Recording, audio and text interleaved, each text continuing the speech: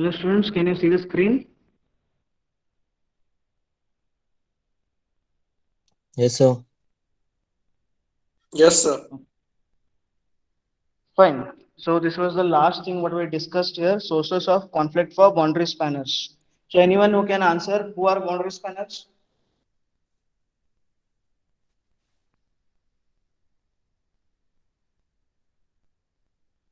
Yes, anyone?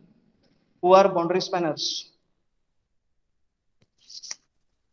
So boundary spanners are those people who are between the organization and the customers. So these are the workers who are working from the company side where they are bridge between the company and the customers. So these people are called as boundary spanners.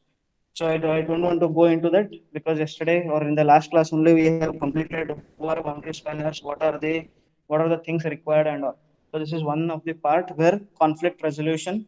So what are the sources of conflict? It might be person versus role. That means you are an individual having a different skills and mindset, but due to the demand of the role that you are working into, you need to change it or work according to that particular role. So that is person versus role. Then is organization versus client. That is company versus the customer. At times there are complaints and conflicts between the company and the customer. So that has to be taken care of the boundary spanners only. Then client versus client.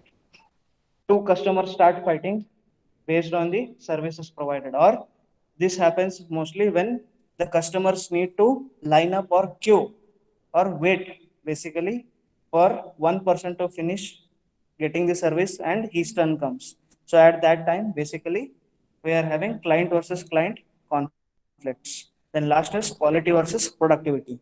So the boundary spanners are really needed to give quality service as well as in the same time they need to be productive as well. They need to save money for the company.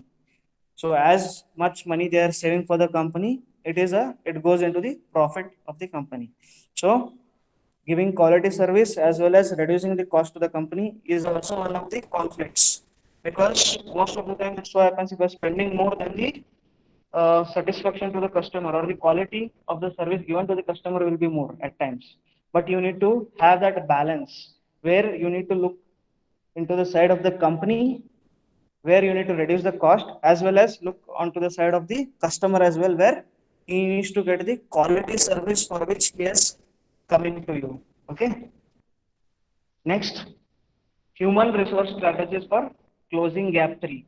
So human resource can be there or only you can say strategies for closing gap 3, because we are looking into the customers and the people who are working for the company. So this is we have added the human resource strategies basically. Okay. So if the question comes strategies for closing gap 3, yes, you have write the same answer, as well as human resource strategies for closing gap 3 is the same answer. Okay, here we are having four things. First is the pink circle, you can see hire the right people, develop people to deliver service quality, provide needed support systems, and retain the best people. So these are the four important things which has to be monitored by the company or the top level management to have a better service provided to the customers. Okay, under first one, that is hire the right people, we are having compete for the best people. What do you mean by compete for the best people? So in the industry we are having so many service firms as well as multiple number of service workers working in that particular organizations. So there might be very good workers, there might be moderate workers, and there might be worst workers. Okay, so what you have to do to be the market leader or to be the household name for that particular service, what you need to do, you need to hire the best of the best. So how to do that? Best of the best, it might be with you, or the best of the best can be with the competitors as well. So you need to compete for those particular people to come and join your organization to provide the perfect or the quality services to the customers. So you need to compete with the competition or the others who are providing the similar service and try to grab the best of the best employees for your firm. So that is compete for the best people. Next is hire for service competencies and service inclination. So you already know what are the service that you are and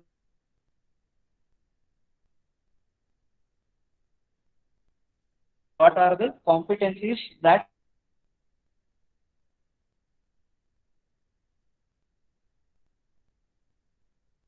company where some tax work.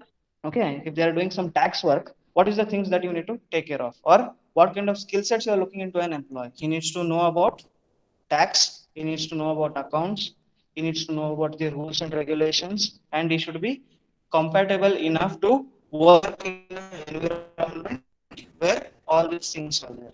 So this is the competencies part of it, skills and competencies part of it, and service inclination. What is service inclination? Even if the person has a knowledge, if he or she is not having the interest to work there, okay, so that brings the service inclination. The person is not having service inclination there. So if you are having skills and competencies and you are willing to work for that particular position, then your inclination towards that particular job is more. Okay, or your inclination is opposite or towards. So if you are not willing, it is your inclination is opposite, and if you are willing, your inclination is towards. So you need to have both. You need to have the competencies and the skills as well as the willingness to work in that particular position or role. Next is be the preferred employer. Be the preferred employer. So what do you mean by this? So people should try and get a job in your organization. You need to be like that. Preferred in the sense people want to work in an organization. So some examples I can give you. Google. So the way they are treating the employees is to a next level. So what people say, yes, if I have to work, I will be working in Google. So whatever I need to do, I will do it and I will work with Google. Why? You can see the documentary, it is already available in YouTube as well. So what are the things provided by the Google to their employees? So some of the things I'll just tell you. So flexible working hours.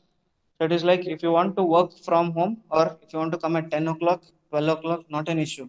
The only thing is you need to complete the work and you need to be in the meetings whichever they are, whenever they are held. Second one, so when you are coming from home, you can get your laundry. So everything is free again. So you can get your laundry. There are services like from the company side provided. So morning you drop your clothes and by going home, everything will be washed and ironed. You can directly take your clothes home. Even this is provided. So in the headquarters of Google, there are around 30 to 40 different places where you get food of different countries. So whichever you feel, you can go and have. As well as they are providing free transportation. They are having cycles.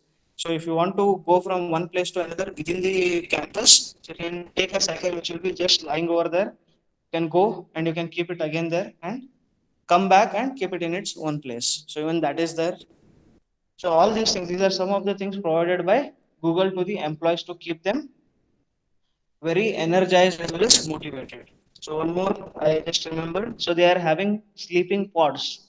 So sleeping pods are the places where the employee can go and have a nap or a sleep basically.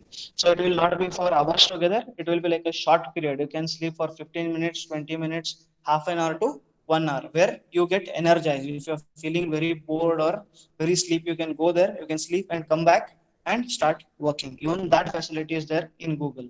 So such things, by seeing such things, people they feel that yeah, I need to work in these kind of organizations. Okay. So this is hire the right people. Next, coming to develop people to deliver service quality. So under this, we are having train for technical and interactive skills. Okay, you might have some skills, but are those enough to work in your organization? If yes, well and good. If not, you need to train those particular people who you have hired, and you need to give them some training about what your firm is, what are your rules and regulations, what are your ethics, how is the company functioning, so what are the things to be done, to do's and not to do's. So all these things have to be trained, and you need to teach them how to talk to a customer. So each and every company has a different way of communicating with the customer. So be it the way they speak, be it the appearance, so each and every company will be having slight changes in all these things. So even that has to be trained as the person is working for you now. So you need to train them for technical as well as interactive skills. Next is empower employees. So what do you mean by empower employees? Empower in the sense you give them some responsibilities. Okay, if you are just telling him go and do, and if some things come up where he needs to make a decision, if you are not giving him that authority to do that particular or take that particular decision, it will be very difficult for the employer as he is in front of the customer and needs to take a quick action. So instead he'll not come and try calling you, okay, this has happened, what to do now, should I do this or that. So all these things will have a negative impact about the company towards both the customer as well as the employee, because the employee feels he is restricted, he is not allowed to do things in his way. Okay, so not always you need to give, but at least a little of responsibilities should be given to him, as well as decision taking authority up to certain level has to be given to him. Otherwise it is very difficult for employees to work in an organization. So you need to empower employee in that particular way. And next is promote teamwork. So most of the services, most, there are others where we don't need a team, but most of the services where we require a team. Okay, so a team, you need to tell the employees that yes, there is a team and you need to work with the team as one. There should not be any enmities between the teammates. If it is so, then they'll try disrupting. Okay, there will be not proper flow of work which will be there. So the flow will be disrupted. So you need to promote teamwork. So you need to tell that yes, with all the people of the team coming together, working together with the common goal, will get your company to a top goal. So you need to make sure that the employee understands that he needs to be a team player. Okay, next is provide needed support systems. Support systems, we are having again 3 points.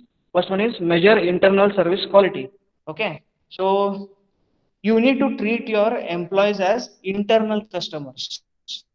So here focus on the term internal customers.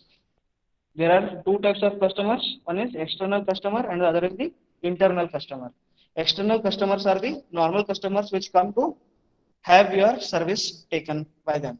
Okay, and internal customers are the employees. Okay, employees of that particular company are the internal customers. Why we call them as internal customers? Because these are the people who are basically promoting your products or services.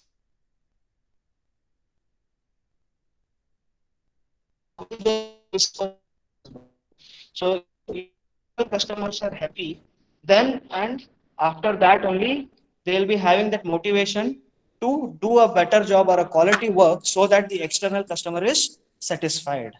So measure internal services quality, whether that particular person is happy, particular person in the sense the employee or the internal customer is happy or not. Is he having any issues over there?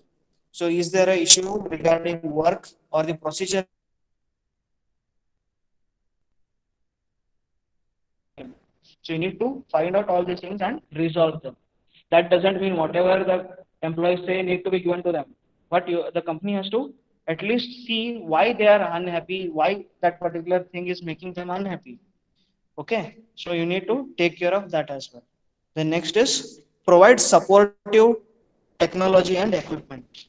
Okay, if the equipments and the technology what the employees are using is not adequate or not up to date, it will be very difficult for those employees to finish the work on time as well as to have better satisfaction to the customer. So if your equipment is not to that particular mark, or if you are not maintained, so if there is a service that is going on and suddenly the system breaks down or the equipment is not functioning, so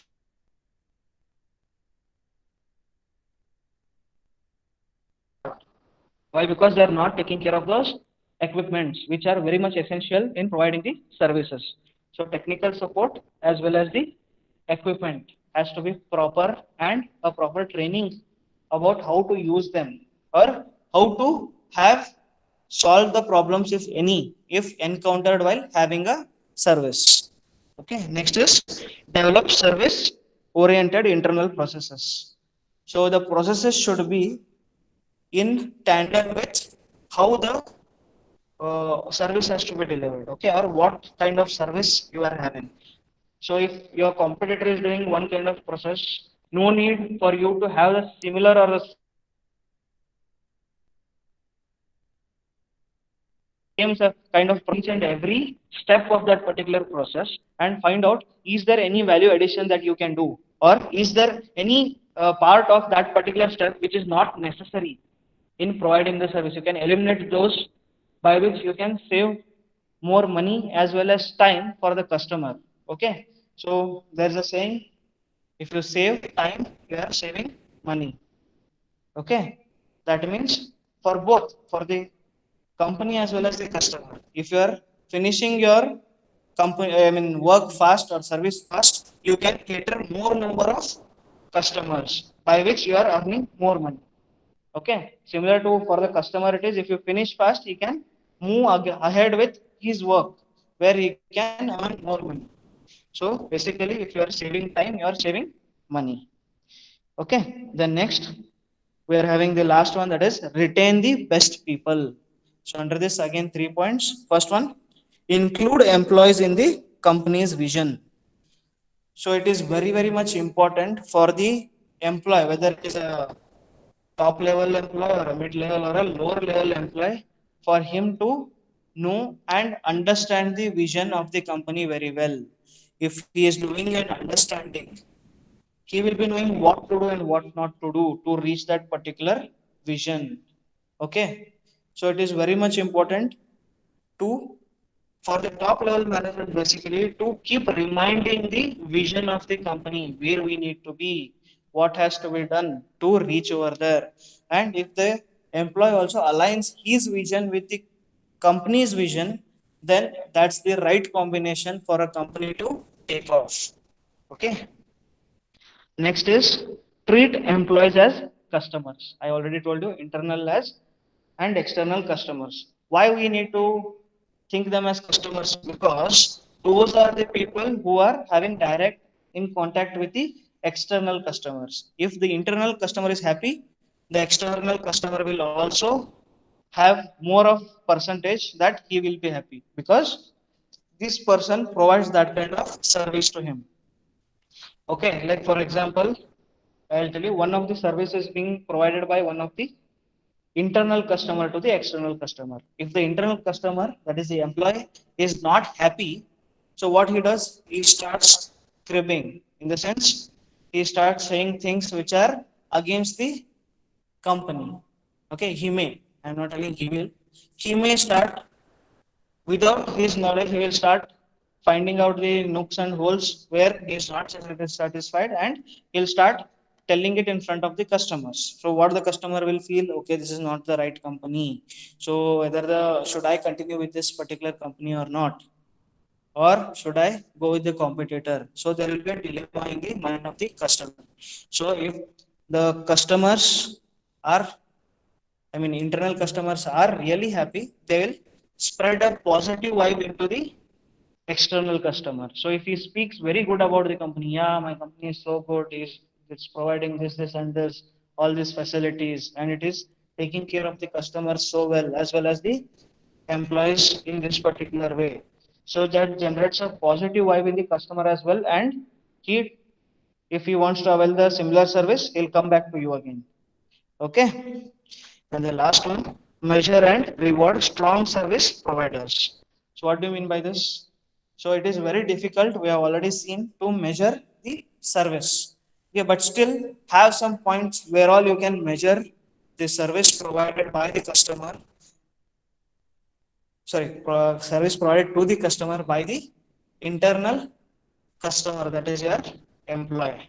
And if the service provided was very good, you need to have a reward to the internal employee so that his morale is boosted, as well as he has a striving to do the similar work in the future coming days or with the future customers. So if you are rewarding, that means you are trying to boost the morale of that particular employee to continue his good work. Okay, so these all are some of the human resource strategies for closing gap 3. If basically here what it says is, if the people in if the people who are basically there to provide or take the service, if they are happy and satisfied, this particular gap is closed, and both the sides there is profit because the customers are getting better quality at a lower price, they are happy, and here good response from the customers is coming, the company is making profit, as well as the employees are very much happy. So these are some of the things. The four most important things are: hire the right people, develop people to deliver service quality, provide needed support systems, and retain the best people. Under this there are three subdivisions again, so go through this again, not such a difficult strategies. Okay, next is service culture. What is service culture? A culture where an appreciation for good service exists, and where giving good service to internal as well as ultimate external customers is considered a natural way of life and one of the most important norms by everyone in the organization. So what do you mean by this? A culture where an appreciation for good service exists. That means if a employee is doing good work or providing better service to the customers than the competitors, that means he needs to be recognized and he needs to have an appreciation given to him. Okay, and we're giving good service to internal as well as ultimate external customers. So both internal and external customers have to be given good service, which is a natural way. You need not work on it so that you are doing all these things. It should be coming naturally to you if you are doing the business. Okay, and this is very much important norm for an organization. So if all these things come together, it is called as a service culture. So what is service culture? If a person is providing good service, he needs to be recognized and rewarded or appreciated, where he or the company is giving the good service to internal as well as the external customers, and is as natural as it is. Okay, the company need not have to take efforts to give good service to both internal and external. It should be second in nature to them. So that is what is service culture. Next, importance of customers in service delivery. So why we are saying this? So in the previous part of this particular lecture, we saw how the employees are very much important. Okay, so in gap 3 we are basically focusing on the people involved in the service. So there are two kinds of people. One is the service provider, and the other one is person who is taking the service. Okay, so we spoke about the service provider now, that is the employees of the company. Now we are switching to the other part, that is the customer part of the service, where the other person or the other people, the second part of the people is the customer. So how important he is? First one, customer themselves participate like high, medium, and low in the productivity. So what do you mean by this? So when you are providing any service, it is both, where both the people come together, that is the provider as well as the receiver, then only the service delivery can happen. So here participation could be high, medium, and low. Okay, so I'll give you examples for high, medium, and low. So we'll start with low. So where just the presence of that particular customer is there is more than enough. So that is the low participation from the customer end. So example is, so if you are going for a movie or if you're going for a play, you just need to be there, you just need to sit there, you need not do anything. Everything is done by those particular people there, everything is played, you have to just sit there, watch and move away. So just your presence is more than enough. So that is low participation level from the customer. Next is medium. So what is medium now? So the medium is a little bit of the helping from the customer ends to the provider ends, okay, or the employees end. So here the example would be your barber shop. So if you go there, you go and sit there, and if he directly starts cutting your hair, how it would be? So you need to help him understand what is your requirement. Okay. But in cinemas and plays, you cannot tell, yes, I want this person to come at this particular time. No. Whatever they are doing, you need to see. But here, you are providing some information for you to get a better service from him. So you will tell what kind of haircut you want, how it is, you need a color or what, you need a wash. So everything you are telling that particular person. So based on whatever you say, he is providing you with that particular service. So a part of the service which is there of telling what you want is done by you. So it is medium level of participation from the customer end. And the last is high level of participation. Here, most of the work is done by the customer itself. I'll give you the example. Gyms. So if you go for weight loss, if you go to a gym, it is not the trainer who will be working out, it's you who have to work out if you want to reduce your weight, right? So even the service is provided by the company or that particular fitness center, but still you are the person who is going there and you are sweating, you are doing the work. So it is high level of participation. The person will be standing there and will be just telling you lift, keep, you need to eat this, you need to drink this. Only that is his work. The rest thing has to be done by you. When he says lift, you need to lift. If you don't lift, it will not work. He says have follow this particular diet. So if you are not following, so it takes a longer period of time or the effect may not be there. I mean, the desired effect may not be there. So it is you who has to do the work most of the time. So that is high level of participation. Okay. So difference low, medium, and high. Low, just presence is more than enough. Medium, you need to provide some inputs to them for getting better service. And the last one is high level.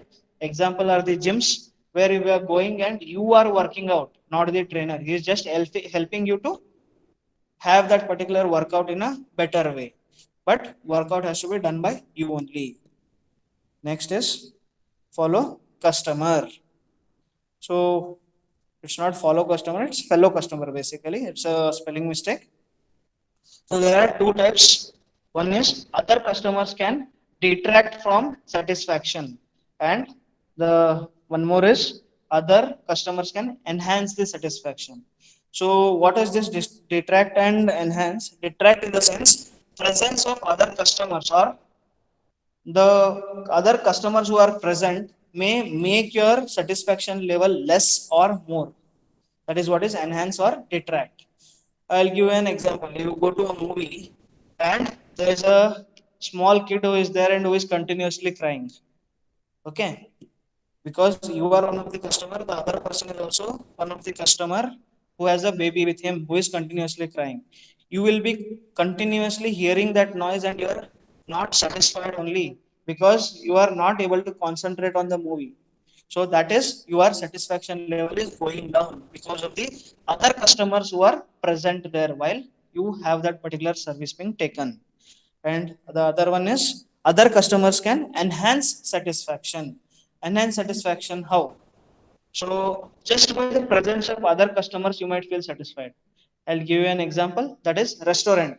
If you see an empty restaurant, most of the people won't go due to different notions in their mind or different preconceptions that okay, if there are people who are like other customers, then it might be good. If it is full, then it is good, the taste might be good. Otherwise there are no customers, we may never know the food quality is good or what will the quality of the food is might be average. We never know.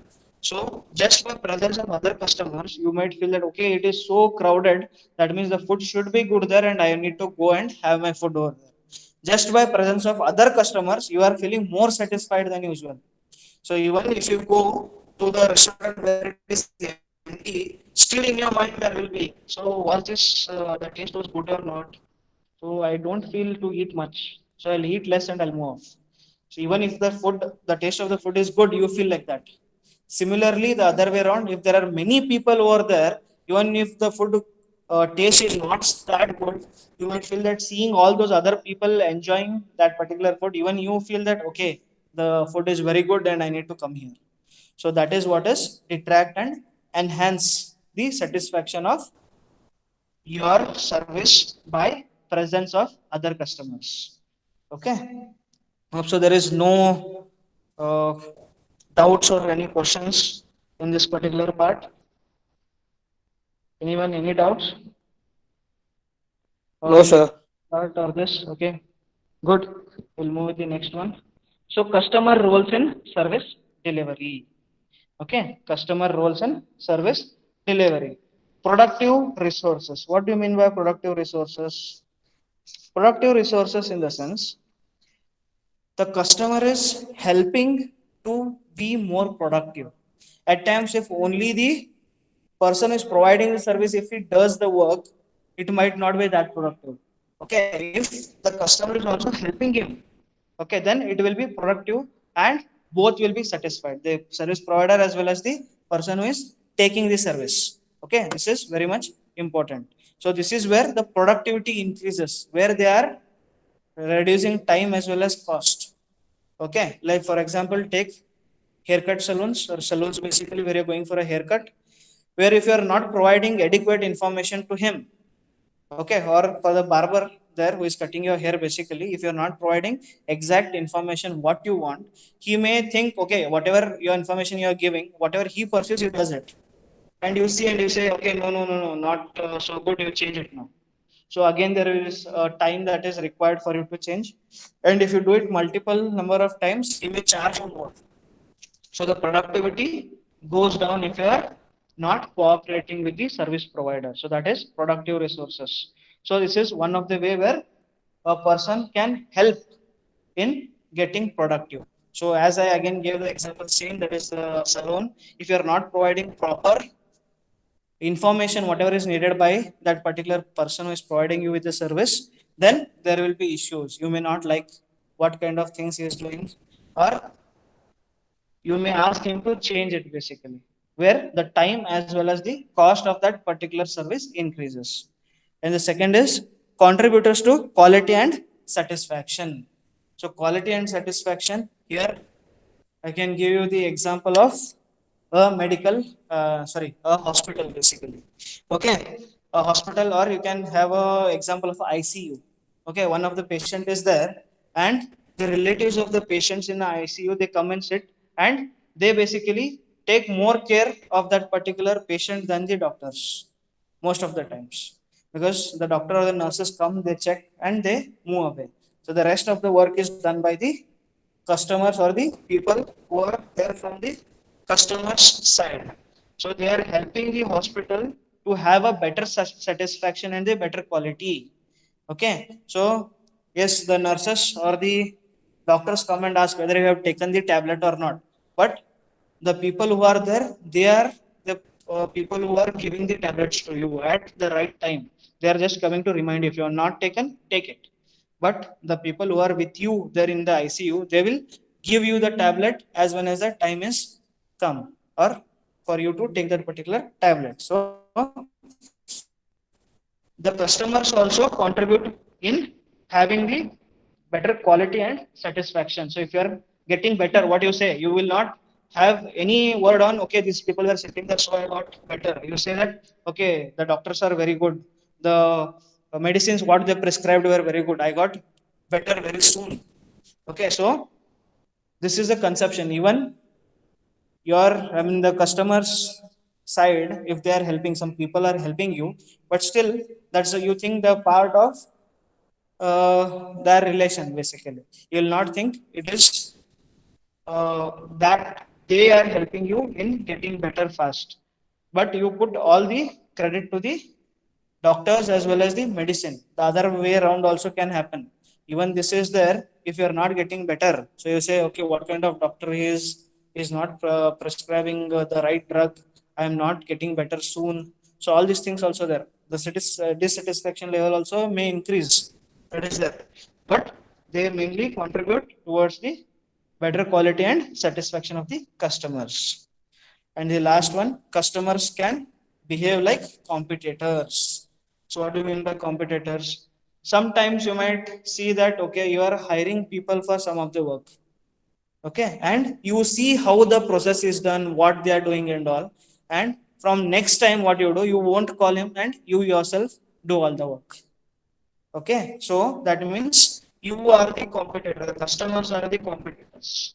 Or better example, I'll tell you, if you are having some issue with your bike, okay, you go to a mechanic.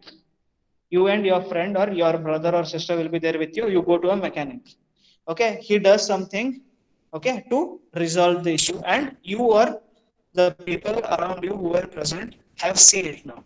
So next time if that problem happens, what you do, you won't take it to that particular person or a mechanic. You try to do it yourself, and if you are successful, it's done. No need to pay anything. So the customer himself can act as a competitor to the service provider as well. How?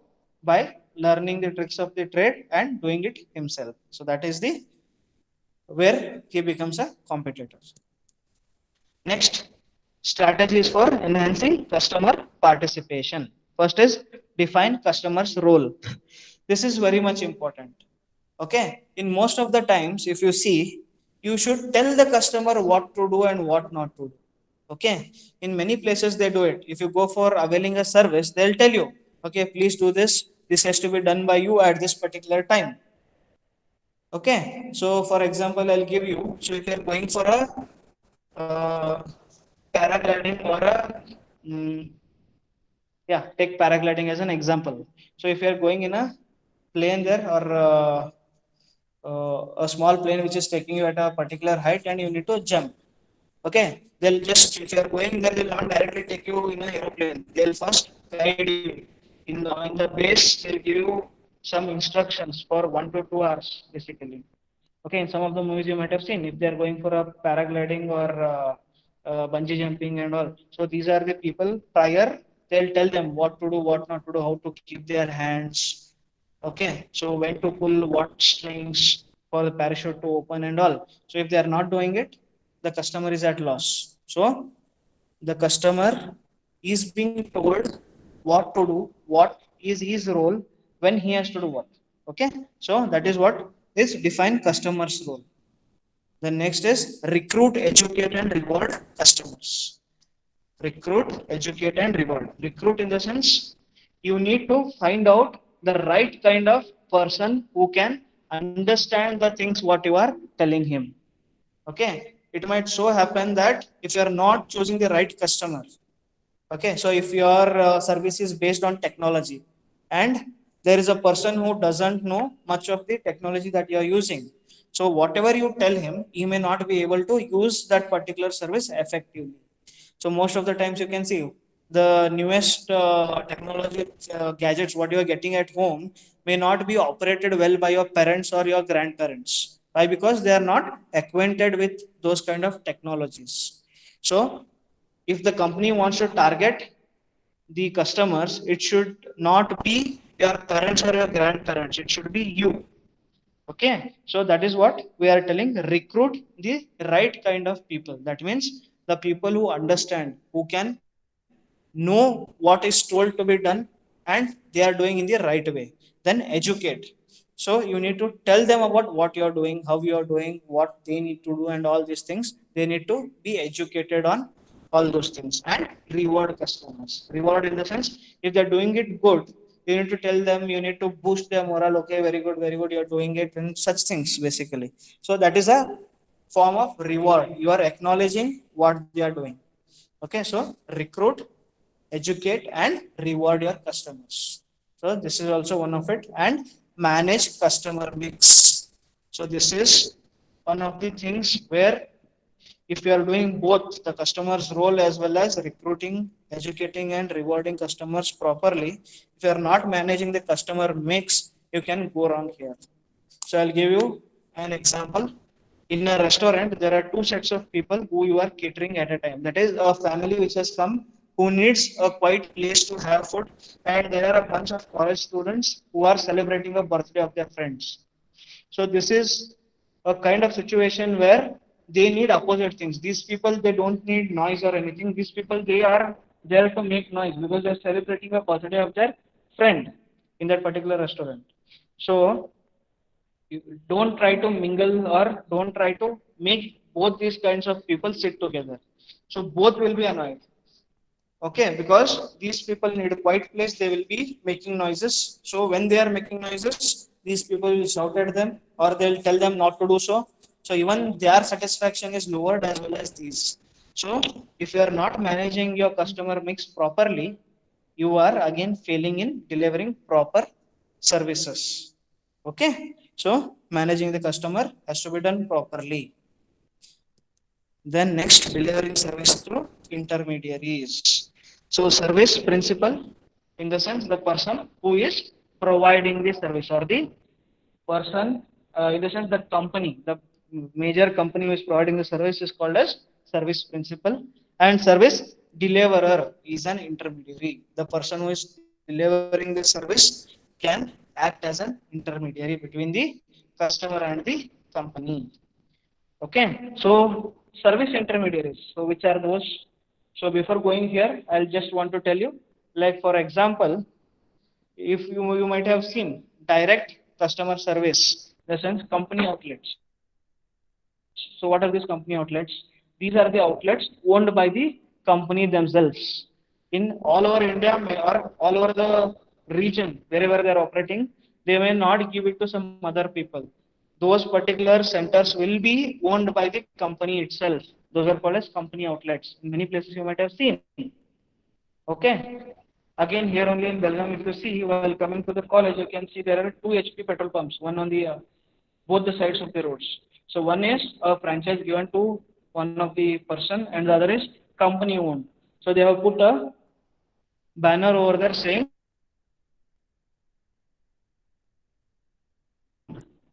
okay, so these are the two differences. So the outlets can be owned by the company itself or it can be given to someone else.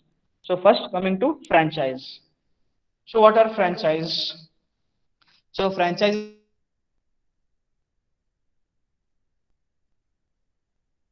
the companies giving the name, the process as well as the way of working to the other person in return for some money or royalty. This is what is franchise. Okay, so franchise can be given when you are having a set of standardized rules. Then only you can give it to franchise. For example, okay, KFC is a franchise. So wherever you go, there are standard set of rules. The same kind of things you can see. The same set of tables would be there. Similar color would be there. The same kind of employee apparels would be there. The same kind of menu would be there in all the in all the different franchises and the companies. So they will standardize them over there. Next is agents and brokers. So who are the agents? Agents are the again people who are from the company's side. Okay, they are sent by the company. Okay, to the customer's place for getting the service done. These are the agents. So these are the company's people. So there's a difference between agents and brokers. Okay, the relationship between the agent and the customer might go for a longer period of time. If service is required, they can go to the agents again. I'm talking about the customers. Next, brokers. Brokers are again the intermediaries where a bit of power from the company is given to that particular person to sell or to provide that particular service or the sell that particular equipment or any device that is being manufactured by the manufacturer. So that is the difference. Here brokers, they are doing a deal and they are moving away. Okay, so best example would be, so if you are trying to buying a house or a land, So if there is a broker who is there in between, what he does, he comes for a short period of time, he brings both the buyer and the seller together, he takes his commission and he moves off. So he is not responsible for any other things other than you getting that particular land or property. Agents, if you are having any issues, you can go to them and you can get it clarified or get your work done basically. So this is the difference between the agent and a broker. And the last one is the electronic channels. So what are electronic channels? You already know most of the things you are doing it now through electronically only. Why? Because you are like a few days before you were not able to go out, or you were not supposed to go out, and there were people who were coming and delivering you the products while you are booking those products or buying those products in a electronic platform. Okay, so these are electronic channels. So no need for me to explain much. So there are electronic channels like uh, buying and selling things. Similarly, even services can be done. So most of the services you're booking, right?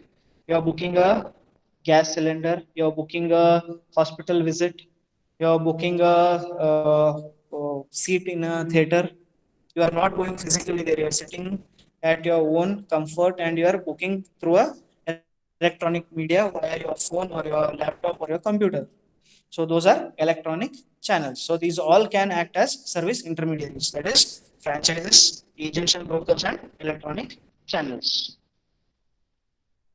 Okay, common issues involving intermediaries, conflict over objectives and performance. So the objective of the company might be different and the objective of the intermediary might be different. The intermediary is looking for money. Okay, and the manufacturer might be looking for the satisfaction of the customer. So there might be conflict basically. Okay, difficulty controlling quality and consistency across outlets. So if the intermediary is not maintaining that adequate quality which is mentioned by the company, again there will be issues. Tension between empowerment and control, in the sense whether the parent company has to control each and everything what the intermediary has to do, or he has to trust the intermediary on whatever they are doing is right for the company. So that is what is empowering and control. And the last is channel ambiguity. Should I have a franchise? Should I have my own outlets everywhere?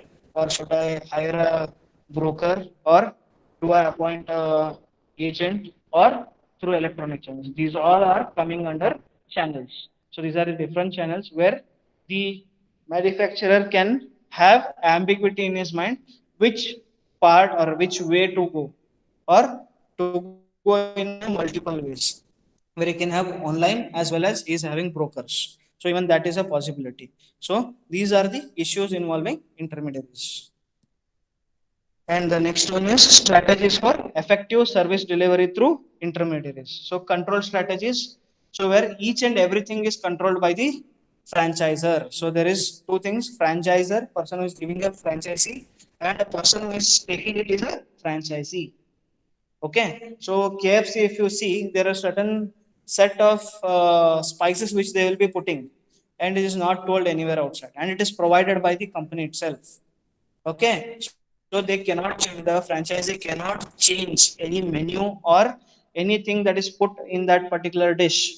Everything is set, the procedure is told to them, the way is taught to the employees, and they have to do it in that particular way only. That is, those are control strategies. Okay, whether you need to have all the control or you need to empower, you need to think, okay, the person he knows, he is having experience as well, he is whatever he does for the good of the company itself. So if you are thinking that, so those are control strategies, whether you need to control everything or you need to have some empowering things given to him, or some things to be given to the franchisee for his judgment. And the next one is partnership strategies. What are partnership strategies? Partnership strategies are those where you are taking the other person as your partner. Okay, if your vision, your goals are in line with the other person, it might be ahead or behind your chain. Behind in the sense, it might be a supplier, Ahead in the sense it might be your other channels basically. Okay, if your goals and your mindset are same, you can have a partnership. So you can see many companies coming in partnership for a particular product to be launched or particular service to be launched, and they can continue or they can be together for only that particular product or service. Again, they will move apart and in their own ways. So these strategies are important or no, you need to find out whether you need to have a control strategies, you need to have partnership strategies or empowerment strategies. Empowerment strategies I already explained, where you are giving free hand to the person to take a certain level of decisions at his hand without consulting the manufacturer or the parent company. So that kind of thing is being given to those people. So that is, you are empowering him with certain level of confidence, responsibility, as well as decision taking authority. Okay, so control strategies, you are controlling each and every move what the person is doing or the intermediary is doing.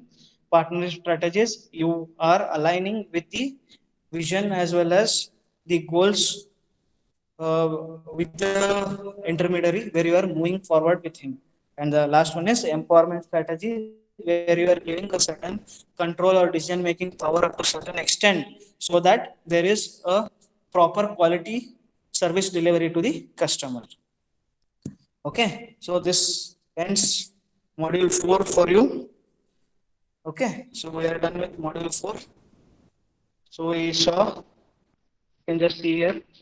So importance of service employees. We saw service employees. The other name for boundary spanners is service employees, or the employees who are in touch with the customers are also called as service employees or boundary spanners. And next is service employees. Who are they? They are boundary spanners. Okay. What things they have to do? Emotional labor as well as different sources of conflict. We started from there actually. Okay, then boundary spanners, they are bridge between the external environment and the internal environment. Critical roles and different positions they require. Okay, then emotional labor. What is emotional labor? Other than physical and mental, you need to suppress your emotions in whatever emotions you are having. You need to suppress them and you need to work in a way which is being told by the company or the role demands you. Okay. Then source of conflict. We started from there today. Okay, so these all things we have completed. So human resource strategies, service culture. What is service culture? Importance of customers, then different roles of customers in service delivery, then strategies for enhancing customer participation, how we can improve the customer participation in the service delivery, then delivering service through intermediaries. So first we saw principal, in the sense he is the originator or he is the major provider of the service, and the last one, second one is intermediary, is a person who is linking between the company and the customer. Basically, he is an intermediary. Then type of different service intermediaries: franchises, agents and brokers, and electronic channels. And the last one, common issues involving intermediaries. So what all conflicts can happen between the intermediaries and the franchisers basically. Okay, and the last thing is strategies for having effective service delivery. Three things: control strategies, partnership strategies, and empowerment strategies. So this ends your module 4. Okay, the PPT and other stuff will be sent to you. Hopefully you have understood whatever is being told to you. Any doubts? Anyone? No, right? Okay, thank you. I would like to end the call now. Okay, thank you, students.